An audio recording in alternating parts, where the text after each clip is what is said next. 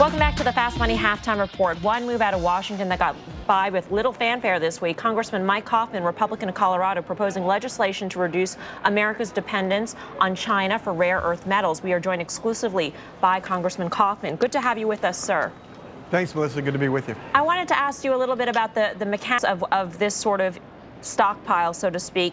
5% of the global supply of rare earths is used for military purposes. What kind of stockpile are we talking about? Because China produces somewhere between 90 and 97% of all rare earths around the world.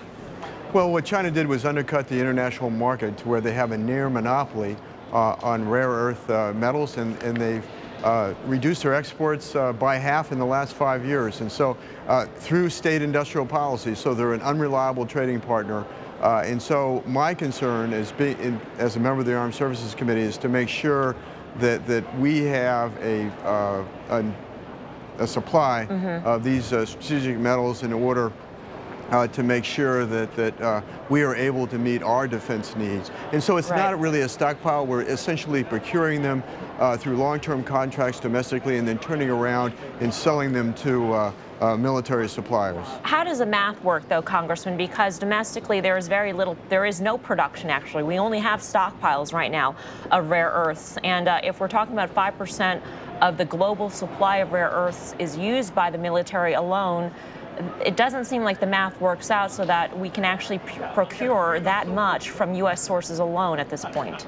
Well, the point of the legislation is to restart a competitive domestic supply chain of rare earth metals, and it certainly gets federal agencies working together, such as USGS, in identifying the reserves of rare earth metals in the United States, expedites the permitting process so we can get mining going in the United States, and then does some long-term contracts by the Department of Defense in procuring these metals from the domestic suppliers. So it does those three things to essentially restart a competitive supply chain of rare earth metals in the United States so that we're not dependent upon China. And when you say domestic suppliers, do you mean U.S.-based companies that might have rare earth supplies abroad? Because, for instance, a company like Amali Corp, yes, they have a California mine, which they're working to get up and running again, but they do have partnerships, and just yesterday, I believe, they bought a supply in Estonia, for instance.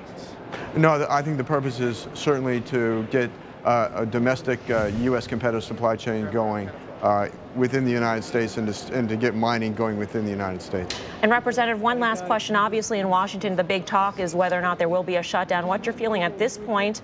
And if there is a shutdown, would you forego your paycheck? I certainly would forego my paycheck, and I certainly hope that there is not a shutdown of the federal government, that we do reach an agreement. I think that spending is out of control. And that, I think, is the subject of what's holding us, both parties, apart. Quite frankly, I think that the Republicans want to avoid a shutdown in order to cut the size of the government, and the Democrats in Congress want to shut down in order to increase the amount of spending. And so I hope that both parties can come to an agreement in some sort of a compromise. But I believe that members of Congress should suspend their pay until the military is paid. All right, Representative, thanks so much. Thank you very much for your time. Do appreciate it. Thank you, Melissa. Representative Coffman, who will forego his paycheck. New high.